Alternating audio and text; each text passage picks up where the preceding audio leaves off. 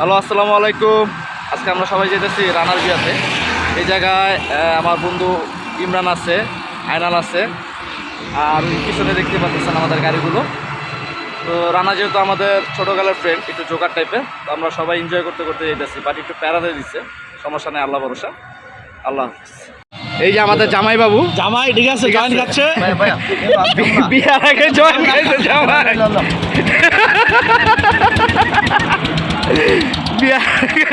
জামাইয়ের অবস্থাটা দেখেন, এই বলে জামাই।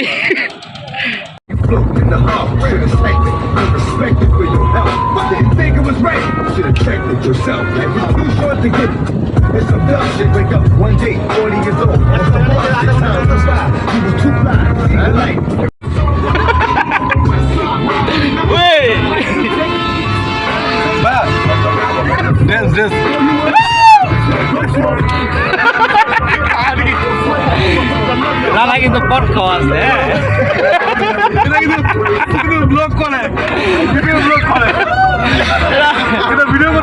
এই হচ্ছে আমাদের জনি সিন্স, ওর বালগা সিন্স। আরে না খাই পিটি।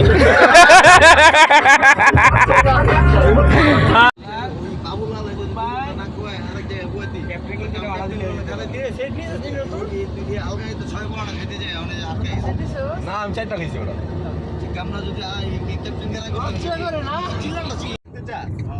তাহলে মনে করো যে জিতোর আনালে দুতলা এদিকে ঠিক আছে। আর যদি একবারে মনে কর আরো রিল্যাক্স হতে যাস তাহলে এর কাছে হ্যালো, আসসালামু আলাইকুম। সো আমরা এখন এটা কী বলে, 7 গম্বুজ মসজিদ, যেটা এখানে আছে। এই যে 7 গম্বুজ মসজিদ, এই দেখতে পাবেন, এই যে পিছনে এই কাছে 7 গম্বুজ মসজিদ। তো আমরা খুলনা বাগেরহাট যাওয়ার পথে 7 গম্বুজ মসজিদে নামাজের জন্য বিরতি দিয়েছি। আর এই পাশে হচ্ছে সিংহের মসজিদ, এই দেখতেই পেয়েছেন। আর আমার বন্ধু সব পিছনে আছে, যারা আছে। এটা হচ্ছে 7 গম্বুজ মসজিদ। সো আমরা এখন মসজিদে জামাত আদায় করব ইনশাআল্লাহ। এই হচ্ছে প্রাচীন গেট, ঐতিহাসিক গেট, অনেক পুরানো একটা গেট।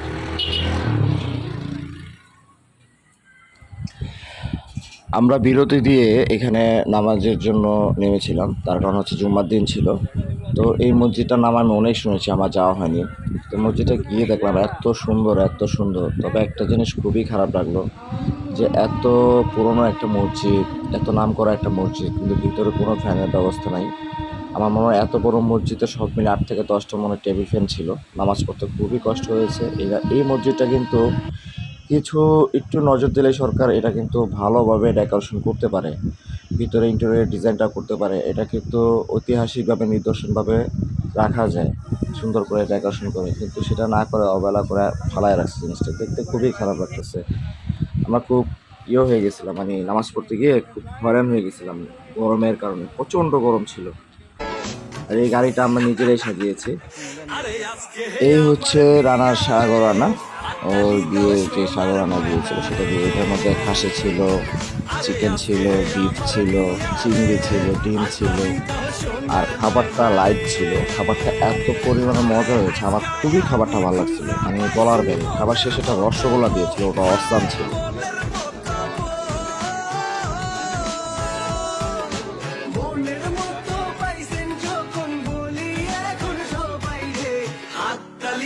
সোনার ময়না রে,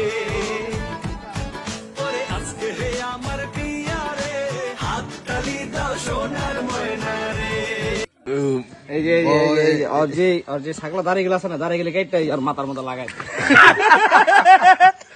মাথার মতো লাগাই দে। কারো খা, কারো খা। ওই লাল গোলটা, লাল গোলটা। আরে আজকে হে আমার বিয়া রে, হাত তালি দাও সোনার ময়না রে। আরে আগে আরে পার কর, পরে নাম। জান জান জান জান। হাত তালি দাও সোনার ময়না রে।